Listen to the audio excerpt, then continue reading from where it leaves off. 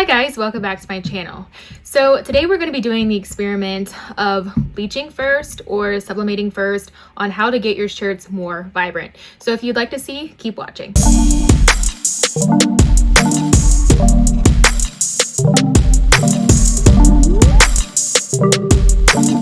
Okay, so I know I've done this experiment quite a few times on my TikTok and in my Facebook course group and stuff, but I feel like people are still so back and forth on it, like they don't know which one is the best or what's going to come out the best and all of that.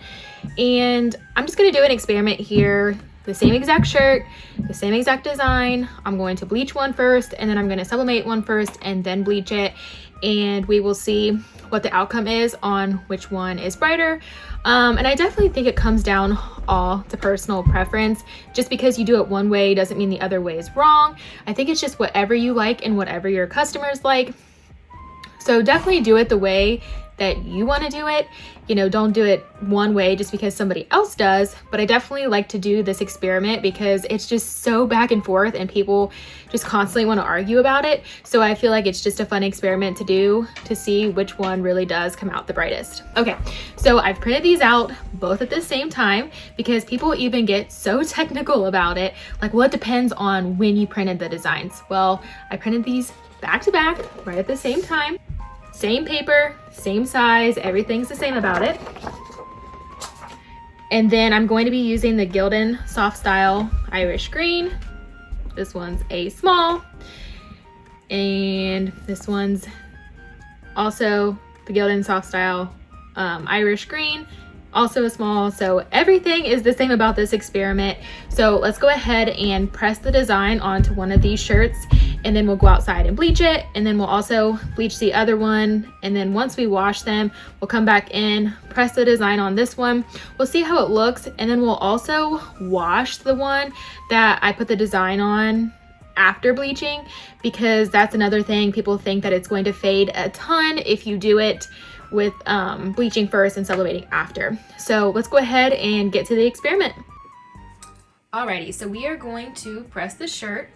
I have my heat press at 375, 376. That is just the best that I have found my heat press to do, because if I do it at 400, sometimes it's just way too hot and kind of washes out the image a little bit. So this is the temperature that I like to keep mine at. And these settings are always the same, so I'm not going to change anything about my settings when I come in to press the other shirt. I'm keeping everything the exact same. Just gonna push the heat press on here just to kind of get the wrinkles out, pull the moisture out of the shirt, and press the image on. And I'm gonna rip the top piece of this paper just because I want to be able to see the top of the design a little bit better and be able to place it just a little bit better. Alrighty. And I'm gonna put the design about right there in the center.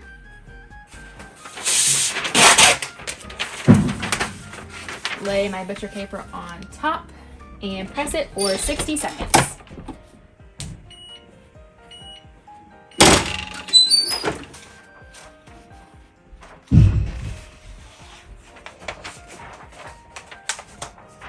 This is what the shirt looks like after it has been pressed. And now we're gonna go outside and bleach both of these shirts, wash them, and then we'll come back in and press the design on the blank one.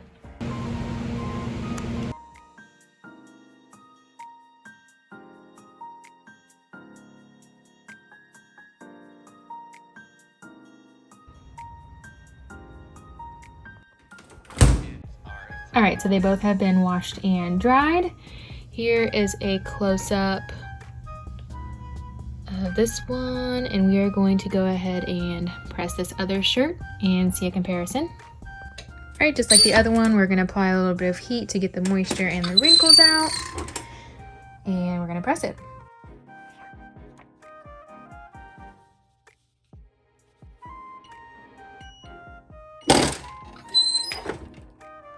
Okay, now I'm just gonna mix with peroxide here to remove any scorching if there is any. And then I'm gonna put it down in the light to do a side by side with the other one. All right, so top is sub then bleach, and then the bottom is bleach then sub. We're gonna go ahead and wash this one and see what the fade looks like if there is any, and then do a comparison again. Alright guys, so we have washed and dried the one that was bleached and then subbed. It's the one right here. So really, I think that they look pretty similar. If I do like a side-by-side or show them closer together, I think that this one definitely is a little bit darker. I wouldn't say that it's a tremendous amount darker, but if you look at the Grinch, you can see there how he's darker. I'm going to do a closer side-by-side so you can see. I don't feel like the camera is picking up as much as how, and I'm not saying that this is super faded because I think that this still looks really good, but if it's close up, it's definitely a little bit more faded than this one. I don't know if you guys can really tell that. Honestly, I wouldn't say that it's a insane difference, but I like to kind of compare the blues here. Like this one is definitely dark. You can see how this one kind of just is faded out a little bit more.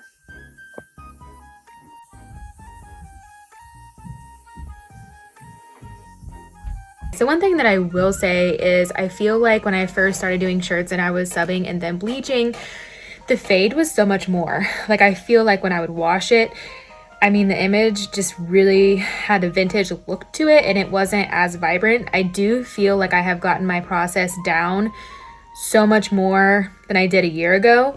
So honestly, even bleaching and then subbing or subbing and then bleaching, I still think the shirt looks great.